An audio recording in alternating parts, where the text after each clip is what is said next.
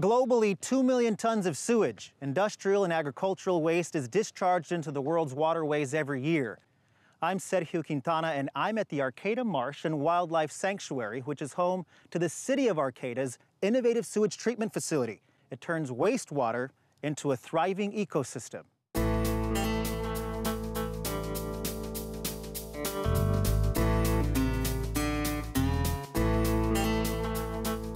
I'm going to show you my favorite spot here to look at birds. Oh, cool. Where the bird's habitat is. All right.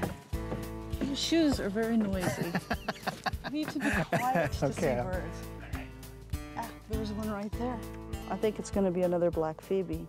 Oh, yeah. Do you see it? Okay, I see him. Yeah. Denise and I are bird watching in a wastewater treatment plant. These wetlands are cleaning Arcata's wastewater while giving the locals a great place to come and hang out.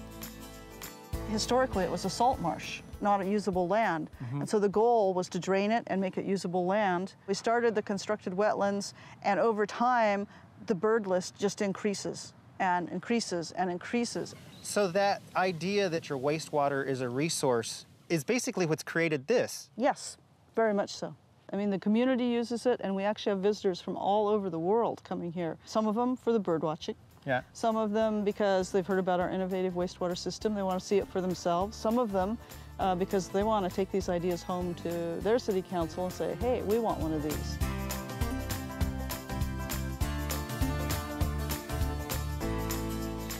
Arcata's innovative sewage system still begins, however, just like all those others. We're walking on the Brown River here. I can smell that. This is our primary clarifier, this big circular tank. That's fecal material, uneaten food, toilet paper, whatever. That's our primary solids. Primary get solids, pushed into a hopper and get pumped out of the tank on out to the oxidation ponds from here.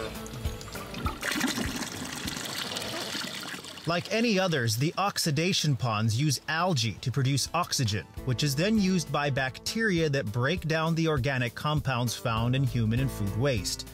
But it's the treatment marshes that follow that are the innovative part of the process. Their primary job is to remove the algae used in the oxidation ponds using sunlight and plants, unlike traditional methods that use energy, machinery, and chemicals. Welcome to Humboldt and Arcata Marsh Research Institute. Hey, thanks for having me.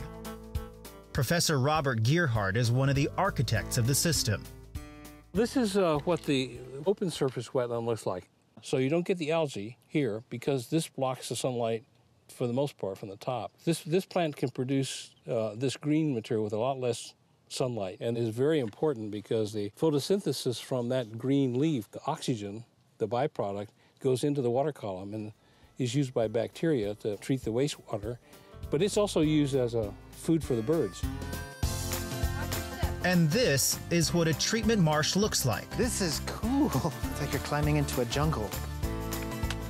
So this is the algae water from that other pond? This is the algae water about halfway through this process. Just try to get the water. Sorry. That's why we wear the gloves. All right, let's see. I'm gonna see if I can get any better at this. Now this water does not look as green as this water. Well, you're exactly right. This is the water after it's had a chance to go through the treatment wetlands. Okay. So the algae from the oxidation ponds has settled under the shade of the cattail and the bulrush, and we have a much cleaner water. After the treatment marshes, the water is disinfected with chlorine to get rid of any waterborne diseases, because people use the next stage of the treatment process, the enhancement marshes, as a recreational resource. The water is dechlorinated before moving into these enhancement marshes, where remaining organic matter, which lowers oxygen levels, nutrients that can cause algal blooms, and heavy metals, toxic to marine life, are all significantly reduced. Finally, the water is again disinfected and dechlorinated before it's discharged into Humboldt Bay. A further innovation is planned for this time next year, disinfecting with ultraviolet light. So this is the last step of the innovation? Yes, this is the last point of wetland treatment. And we're gonna see some really clean water when we look in here. It is really, really clean. Look at that color. What color? Nothing in there. Very clean. In terms of the clarity, this is the level of treatment that is discharged to the bay. and it's significantly better than the standard that's required.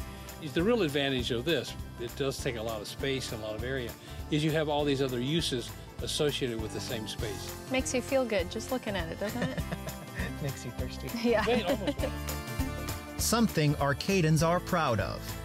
Originally, they started out with a little celebration called Flush with Pride. You know, it's an innovative way to do things, and the community just stands behind it. It's just not like any other wastewater treatment plant.